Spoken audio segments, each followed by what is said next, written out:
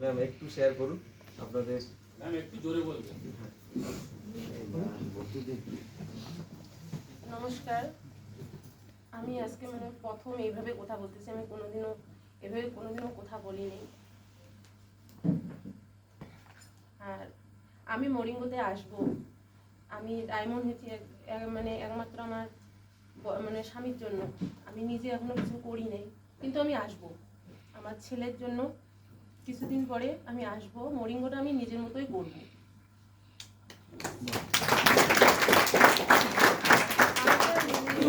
ভিতরে অনেক কষ্ট, বলার মতো না।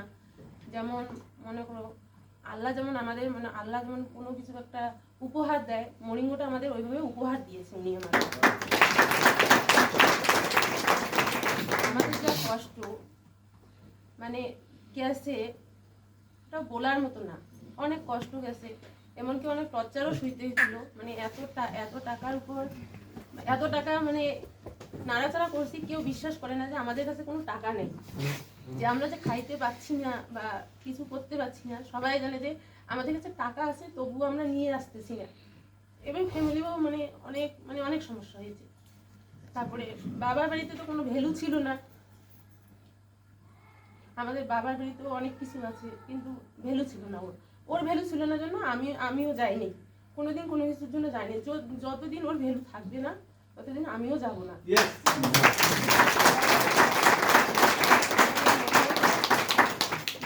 যখন ওর ভালো করে চলার মতো ক্ষমতা হইলো, তারপরে যখন মনে করো টাকা পয়সা না দিছে এসে করলো, তখন মনে করো আমাদের যাওয়া আসা শুরু হলো বাবার বাড়িতে। তখন যাই, তারপর ও যায় আমিও যাই। তো ও আমাকে বারবার বলছে যে এখানে খাইতে পাচ্ছি না, মেয়ে আছে। মেয়েও অনেক সময় না খেয়েছিল। মেয়েটাকে যে একটু কিছু কিনে এনে খাওয়াবো সেরকম ক্ষমতাও ছিল না। ও আমাকে বারবার বলছিল যে ফোন করে বলো নইলে বাবাকে, নইলে যাও তুমি এখানে থাকো। না, আমি যাব না। যদি না খেয়ে থাকতে হয় তো না খেয়ে থাকবো।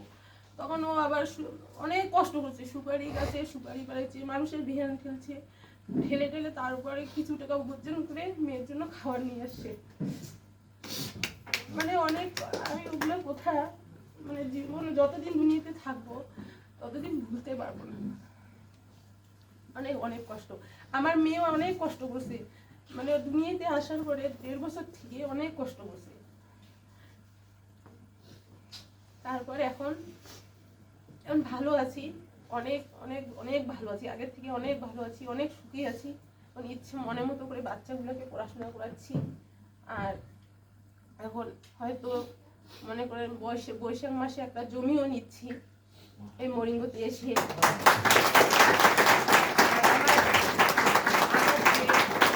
এটা আমার মনে করেন মন থেকে যেটা আমি চাচ্ছি, ভাষা পাচ্ছি না বলার। এইটা আমি চ্যালেঞ্জ করতেছি। আমাদের কিন্তু কোনো কিছু নাই, শুধু মরিঙ্গো। আমরা যে 1 টাকা কোথাও দিব তাও মরিঙ্গো, সবকিছু মরিঙ্গো। আর আমাদের সবকিছু কেনা, কোনো কিছু আমাদের নেই।